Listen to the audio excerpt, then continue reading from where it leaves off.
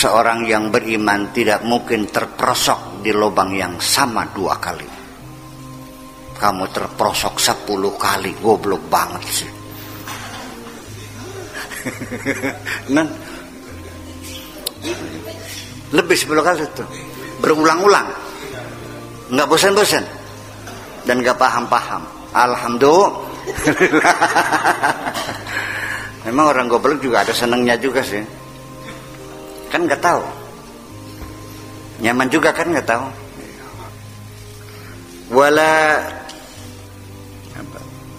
Wala tatajannabuna wala tataghayyar a'malukum. Kamu tidak pernah menghindarinya dan perbuatanmu tidak berubah. Amalmu ya seperti itu juga. Tidak pernah ada peningkatan kualitas, enggak kok itu juga. Malah terjadi degradasi kualitas. Kerjanya semakin buruk. Dagangannya semakin bangkrut. Bukan peningkatan kualitas, malah degradasi kualitas.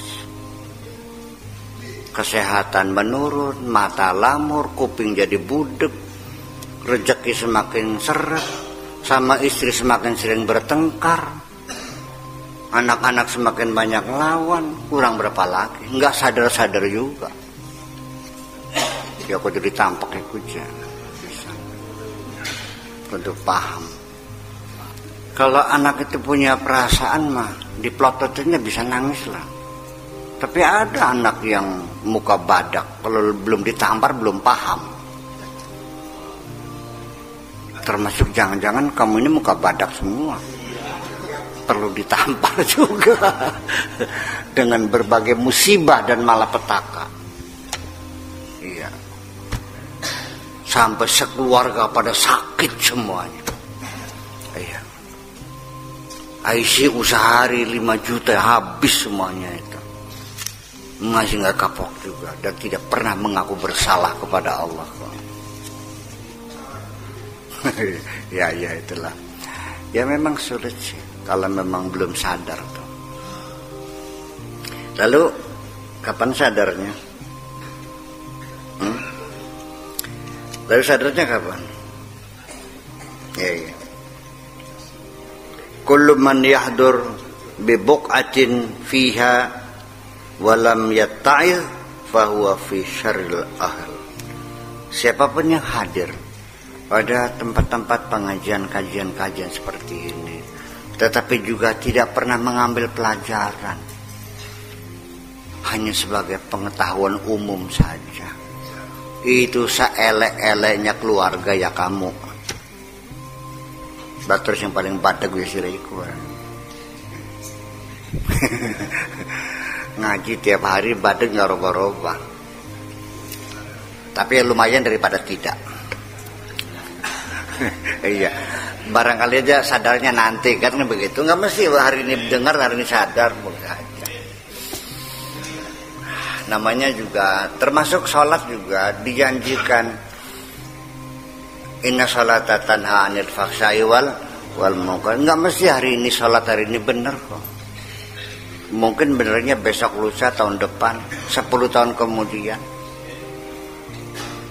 Tapi ada harapan kan? Nah itulah. Jadi selagi kamu masih ikut ngaji, masih ikut mendengarkan, berarti masih ada harapan. Amin. Iya. Kapan nggak tahu lah gitu. Tapi ada harapan. Gak mesti harus hari ini kok. Iya. Jadi kalau orang itu belum sadar, ikut ngaji, paham, terharu, ternyuh hatinya, ya tapi tidak merubah sikapnya, tetap aja. Yang tukang dusta tetap dusta, yang tukang ngibul tetap ngibul gitu. Karena hadirnya dia, pahamnya dia itu dalam ketidaksadaran. Di sini saya bingung ketika menerjemahkan kesadaran. Dalam bahasa Arabnya ada 2, ada al-wa'yu, ada al-yaqdah. Kalau al-yaqظah itu sadar dia tapi tidak tidur. Tapi kalau al-wa'yu itu sadar dari lupa diri. Yuqidhuni minan naumi, dia membangunkan aku dari tidur. Fa'ana fi yaqzatin, saya sekarang sadar. Artinya sudah tidak tidur lagi. Maknanya melek, melek mata. Kalau al-wa'yu itu melek hati sebetulnya. Angel bahasa Indonesianya. Pepadanya menjadi rumit gitu. Ya, sesungguhnya untuk menerangkan hal yang semacam ini terminologi yang dituntut dalam ilmu tasawuf itu adalah secara khusus diperlukan terma-terma yang telah dibakukan dengan persepsinya yang pasti. Kalau tidak menjadi kacau. Semua disiplin ilmu itu menuntut pembakuan terma.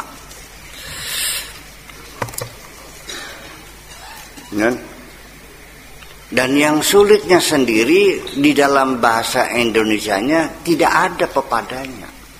Sehingga kita mengadopsi terma itu. Kelemahan mengadopsi terma orang lain, kita tidak bisa menelusuri kosakatanya, tidak bisa menelusuri akar katanya. Dari mana proses morfologinya, bagaimana proses konjugasinya, tidak bisa ditelusuri, sehingga banyak menimbulkan kesalahpahaman. Itulah kekacauan ilmu. Karena setiap terma apapun itu ada dimensi psikologisnya, dimensi sosiologisnya, dimensi ekonomisnya, dan berbagai macam dimensi dalam satu terma. Mari kita contohkan. Orang Inggris anaknya sakit, diajak bapaknya ke rumah sakit. Oh my child, we are going to hospital. Anak itu jingkrak kesenangan karena akan dibawa ke hospital. Hospital itu dalam pengertian hospitality. Jadi dia akan diramah tamai, akan disantuni, akan disayang. Orang Arab juga ingin sakit, hayya namshi ilal mustasfa. Yuk kita pergi ke mustasfa. Mustasfa itu tempat orang mencari kesembuhan. Dia senang mau disembuhkan. Begitu Indonesia, yuk ke rumah sakit, nangis dia. Mau dikumpulin sama orang-orang tidak bisa dibohong. Oh ya memang seperti itu. Itu kan masuk dalam kajian-kajian psikolinguistik.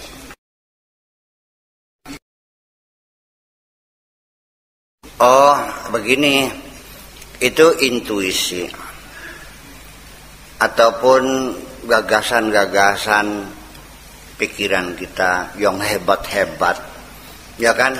Apakah di bidang ekonomi, sosial, budaya, politik, teknologi, teman-teman itu kadang-kadang kejeniusan kita menemukan sesuatu yang baru, yang bermanfaat untuk manusia. Itu kebanyakan datangnya di bawah sadar. Karena alam bawah sadar itu lebih luas daripada alam sadar ini. Bawah sadar itu punya kebebasan yang lebih, fleksibilitasnya begitu tinggi. Artinya kita bisa mengerjakan banyak pekerjaan pada saat yang sama. Saya mengendarai mobil. Mata saya melihat lalu lintas, lalu lalang orang di jalanan. Kaki saya siaga untuk menginjak rem, menginjak gas, medan kopling. Tapi telinga saya juga menikmati lagu-lagu Celine Dion. Sambil menghisap rokok, menikmati juga sedapnya rokok gudang garam, filter. Dan juga pikiran saya merancang ceramah saya nanti temanya apa. Dalam satu yang sama. Itu dilakukan di bawah sadar. Kalau sadar hanya satu, nyupir aja. Termasuk, ya itu termasuk bukan wilayah al-wa'du dan al-yaqzah. Ya tetap dalam kesadarannya, bukan dalam keadaan lalai, bukan dalam keadaan gila, tidak, dalam keadaan sadar dan waras, dan disadarinya dan diyakini. Tetapi ada kesadaran yang lebih tinggi lagi yang dimiliki oleh Nabi Khidir.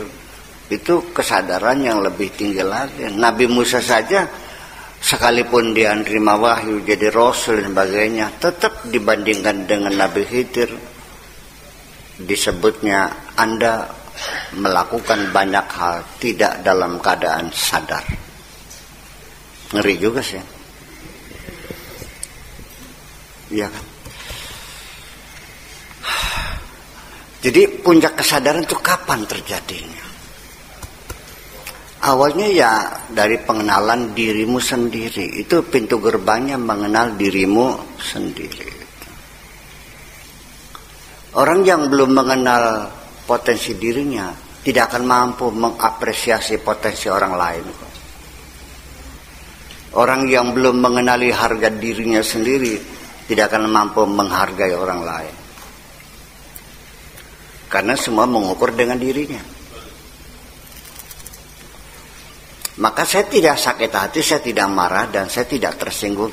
Benar, ketika masih banyak orang mengatakan Pak Haji Sakur itu bisa apa sih, katanya kan gitu. Apa saya tersinggung? Ya saya bodoh kalau saya tersinggung, Mak. Iya kan? Ya memang ya saya nggak bisa apa-apa. Nun, ketika ada orang mengatakan Haji Sakur itu bisa apa, yang terdengar di telinga saya itu adalah teguran Allah untuk saya melalui mulut orang itu kok. Mungkin saya merasa hebat barangkali. Daripada saya marah orang itu, lebih baik saya marah kepada diri saya sendiri. Betul nggak? Nabi Muhammad dijamin benar, dijamin lurus, dijamin hebat karena dikawal-kawal oleh malaikat Jibril. Saya nggak punya malaikat Jibril. Yang mengawal saya adalah musuh-musuh saya. Mereka yang mengintai kesalahan saya. Terima kasih. Kamu adalah Jibril-Jibrilku yang gratis tidak dibayar. Jadi Pak, ada manfaatnya nggak? Ada. Dan itu perlu dalam kehidupan, harus ada. Nggak lucu kalau nggak ada musuhnya. Kalau Anda nggak punya musuh, Anda pahlawan apa? Pahlawan kesiangan. Jadi harus diuji juga, semua diuji, teruji. Ketika kau masih marah, berarti apa yang kau perjuangkan adalah hawa nafsumu sendiri. Gak usah tarik napas lah, bilang aja iya gitu. Ya, jadi memang seperti itu. Ya, kalau Nabi dapat wahyu, saya juga dapat intuisi sama, atau al-hadas bahasa Arabnya. Bukan hadas ya, hadas itu, intuisi. Artinya sering sedang dalam keadaan termenung sendirian, tiba-tiba datang pikiran yang indah, sehingga harus segera saya tulis dalam bentuk puisi, dalam bentuk sajak-sajak saya. Ketika jadi saya bacakan, orang merasa kagum semuanya. Dan saya sendiri juga kadang tidak mengerti, kok saya bisa ya nulis sebagus ini kan gitu. Ya mungkin seperti itu kira-kira lah. Padahal Rasul juga nggak tahu kok. Ya gimana? Dan satu ketika pernah Nabi Muhammad merasa gamang gitu. Takut kalau dia lupa apa yang disampaikan itu. Akhirnya dia ikut umak mulutnya ikut menghafalkan wala ta'jal. Enggak usah tergesa-gesa. Dengarkan saja, inna sanuqri'uka fala tansa. Kami yang membacakan, dengarkan saja. Nanti kamu juga enggak bakal lupa kok. Ini kan proses turunnya wahyu kan seperti itu. Ya. Lah ya iya. Cuma yang jadi masalah itu kita umat Islam umumnya itu meyakini bahwa Nabi Muhammad punya double wahyu. Wahyu dalam bentuk Al-Quran, wahyu dalam bentuk sunnah atau hadis. Iya nggak begitu? Kalau redaksinya dari sono namanya Al-Quran, kalau redaksinya dari Nabi sendiri namanya hadis. Betul gitu kan? Dan hadis dijamin benar, kan begitu? Dari mana yang itu datangnya? Dari mereka menafsirkan firman Tuhan juga, wa ma yantiqu 'anil hawa in huwa illa wahyu yuha. Ini saya gugat nih. Jangan marah ya. Mantap serat waspak sudah. Ini itulah makanya persoalan sinonim menjadi belenggu dalam kita berpikir. Natoq itu apa artinya? Hah? Ngucap, bicara. Yatakallamu, yatahaddatsu, sama. Ini persoalan. Man huwa natiqur rasmi lirriasah. Siapa juru bicara kepresidenan kita? Siapa jubirnya? Pak Jokowi siapa? Johan Budi. Itu natiqun rasmi. Juru bicara resmi. Natiqun. Bukan qailun. Bukan mutahaddisun. Artinya kalau dia sebagai natiqun tidak boleh dia menyampaikan selain apa yang dikatakan oleh Bapak Presiden, bukan karangan pribadi. Tetapi ketika dia sedang berbicara sama istrinya, apakah itu harus dari Presiden semua? Nah, ketika dia dengan istrinya, wa yatakallamu ma'a zaujatihi la yantiqu. Di situ bahasa Arab kelemahan. Rumit enggak? Rumit.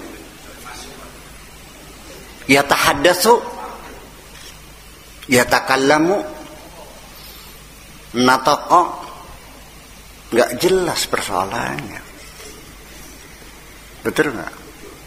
Dikiranya baitun rumah, manzilun sakanun, darun baitullah. Bisa nggak diganti sakanullah? Itu persoalannya. Nah, ya itu. Saya di sini menghadapi banyak kesulitan,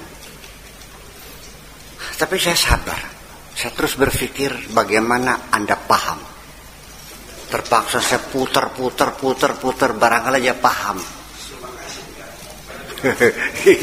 Iya, saya kan mikir gimana caranya supaya. Ya Allah, iya. Ya, karena itulah persoalannya. Anda belum pernah mendalami terminologi.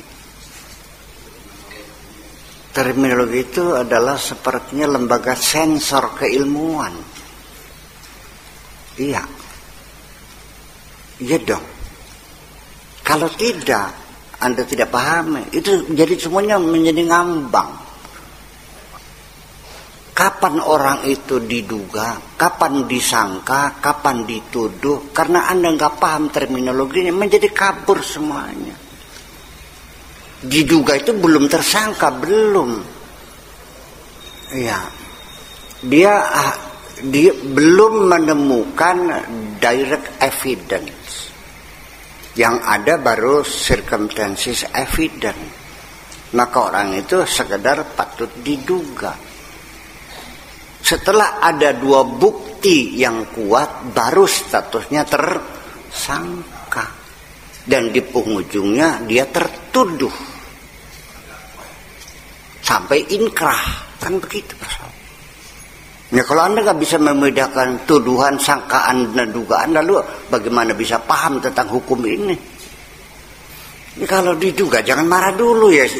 Duga mah siapapun boleh. Anda menduga seperti boleh, nggak ada larang menduga mah. Kalau menyangka nggak boleh dong. Harus ada 2 bukti baru tersangka. Kalau menduga boleh saja.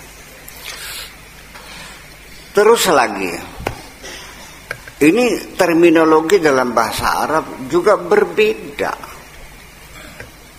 Dan ini kamu dianggapnya sama dengan mutaradif, sinonim aja. Yang nggak mungkin ada 2 kata yang berbeda, hurufnya berbeda, lalu maknanya sama. Mana mungkin dalam Al-Quran? Iya kan? Ya ilahi, ya Rabbi, ya Allah, Allahumma, sama kan kata kamunya? Iya kan? Ya Allah, Allahumma, ya ilahi, ya Rabbi, ya Maulaya, sama kan? Ya nggak mungkin sama dong, masa sama? Nah, itulah, jadi artinya bahwa wafat dengan mati sama nggak? Apa bedanya? Ini ketika 2 istilah itu pindah ke dalam bahasa Indonesia, ada pramasastra tersendiri yang mengelola 2 istilah itu. Kalau orang terhormat jangan dibilang mati dong, bilangnya wafat, betul nggak? Kalau Kiai Haji ini telah wafat, kalau Man Kadim sudah, itu kan bahasa Indonesia. Dalam bahasa Arabnya kan tidak seperti itu. Anda kan nggak tahu bahwa wafat itu bisa berarti tidur juga. Nah kan persoalannya. Non, lah ya itu makanya. Jadi ketika kita berpikir tentang ma'ani mujarradat itu mengalami kesulitan. Beda dengan kita berpikir tentang ma'anil musyakhasat. Artinya ma'ani mujarradat itu merupakan konsep-konsep filosofis yang semuanya di dalam alam imajinasi kita. Lain kita berbicara dengan fisik yang real. Betul nggak? Yuk kita bandingkan kecerdasan kamu. Saya ketemu dengan seorang perempuan namanya Isabelle Adjani, bintang film Perancis yang bermain di Hollywood. Cantiknya bukan main. Saya cerita begini. 3 hari 3 malam saya bercerita tentang kecantikan Isabelle Adjani. Dan kebetulan kamu tuh ahli melukis, tentu kan berimajinasi. Kamu lukis kan? Setelah jadi lukasnya dicocokkan dengan orang yang sama enggak? Secara fisik saja tidak mungkin kamu membangun imajinasi yang sama dengan imajinasi saya. Apalagi berbentuk pemikiran, ideologi yang tidak berbentuk benda, yang namanya mujarradat. Maka itu sangat mungkin sangat berbeda sekali. Itu dari perbedaan. Ditambah lagi perbedaan bisa muncul terjadi karena Anda dan saya punya sudut pandang yang berbeda, sisi pandang yang berbeda, jarak pandang berbeda, tempat pandang, waktu pandang, durasi pandang, bahwa pluralitas memang menjadi suatu realita yang tidak bisa dihindari. Jangan sekali-kali Anda mengingkari pluralitas. Gusti Allah beli pengen pada ngerti beli. Memang iya. Allah bisa enggak dibikin sama? Bisa. Lau sya'allah la ja'alakum ummatan wahidah. Allah bisa buat kamu hidungnya sempung semua, cungurnya meletet kabeh bisa. Karena hidungnya pesek semua bisa, mancung semua bisa. Tapi Allah nggak mau. Allah membuat keanekaragaman ini adalah Allah ingin menampilkan kesombongannya. Boleh nggak? Berarti orang yang tidak menerima pluralitas adalah orang yang tidak mau menerima kebesaran Allah. Dan ya iya, karena saya menganggapnya gue salah sepantar kalau sida perasaannya. Karena selama ini Anda memposisikan Tuhan selepel dengan dirimu sendiri, malah engkau berada di atas Allah. Ya, dan ini menjadi keyakinan yang mengacaukan. Allah menurut saja kepada kita, terserah kita. Kita merubah, Allah merubah. Kita tidak, Allah tidak. Yang di atas mimbar kok setiap hari saya mendengar. Masa ulama sinting semua?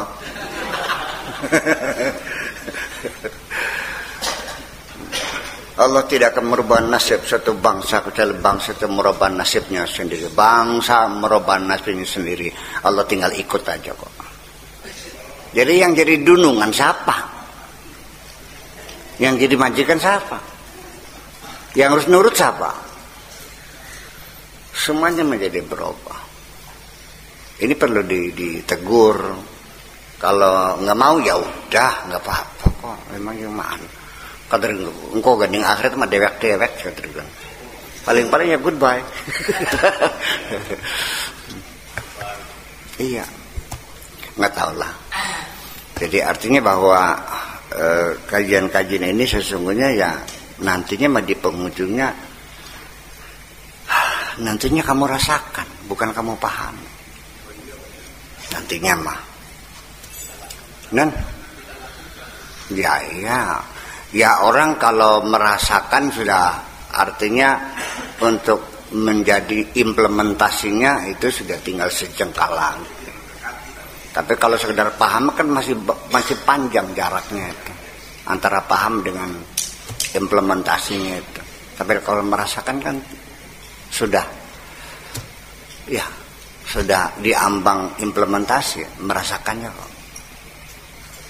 Anda bisa paham penderitaan orang lain, tapi belum tentu Anda merasakan penderitaan itu. Makanya dididik kamu harus mengalami lapar sebulan puasa nanti nih, supaya Anda bisa merasakan penderitaan orang lain. Betul nggak? Lihat dong. Tanpa itu ya susah. Dan nanti di penghujungnya apapun yang ibadah apapun, seremoni apapun, ritual apapun dalam agama Islam ini, targetnya, maqasidus syar'inya adalah just for exercise, untuk latihan, bukan tujuan. Iya dong. Menuju apa? Menuju tercapainya visi dan misi Kanjeng Nabi Muhammad sallallahu alaihi, yaitu membangun kemanusiaan yang didasarkan pada persatuan, kalimatut tauhid, dan kesetaraan, bahwa kita semuanya adalah hamba Allah. Dan kita semuanya bekerja untuk Allah. Yang kaya bekerja untuk Allah. Yang miskin bekerja untuk Allah. Majikan bekerja kepada Allah. Buruhnya bekerja kepada Allah. Bukan kepada majikan yang kaya itu. La ilaha illallah. Itu hanya beda job description saja. Anda jadi majikan, aku jadi buruh. Hakikatnya la ilaha illallah. Majikan yang sebenarnya antara aku dan engkau sama adalah Allah juga. Itulah makna la ilaha illallah. Paham? Kalau tidak begitu gimana maknanya? Kan bingung saya. Apalagi orang meyakini apabila di akhir hayatnya dia mengucapkan la ilaha illallah, maka dijamin masuk surga.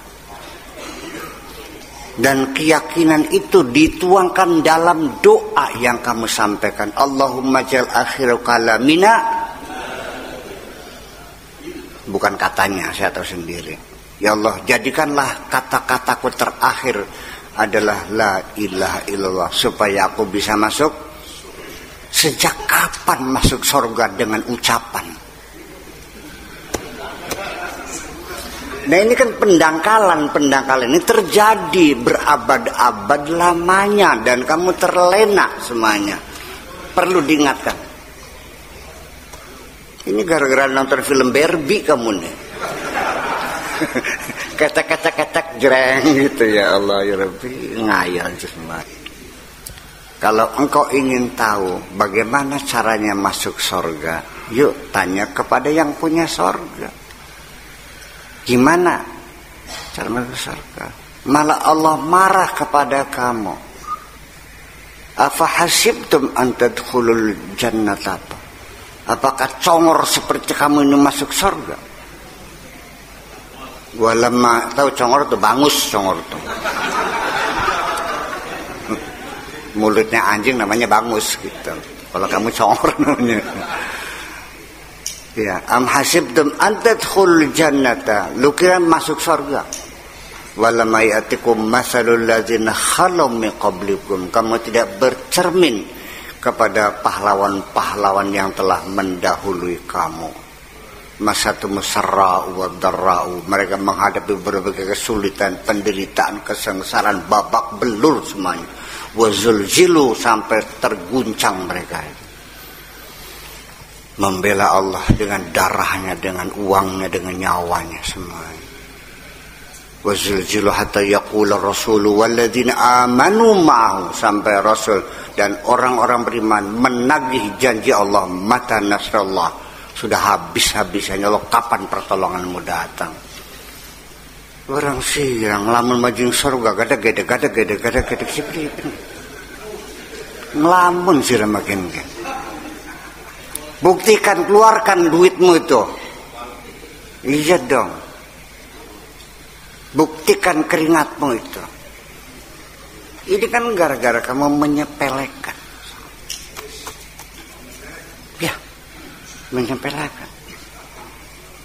Bahwa dianggapnya masuk surga itu seperti nonton di bioskop seroja.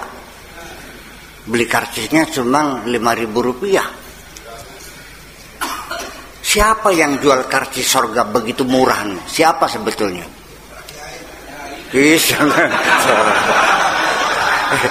Ini kesimpulan Anda ya. Ya, saya mah tidak dong. Tapi Anda cerdas juga. Jadi ketika orang sudah bisa menyimpulkan, mengambil konklusi, itu cerdas. Memang saya sering membuat premis-premis dan saya tidak mengambil kesimpulan. Silakan Anda yang mengambil konklusinya, baru Anda cerdas.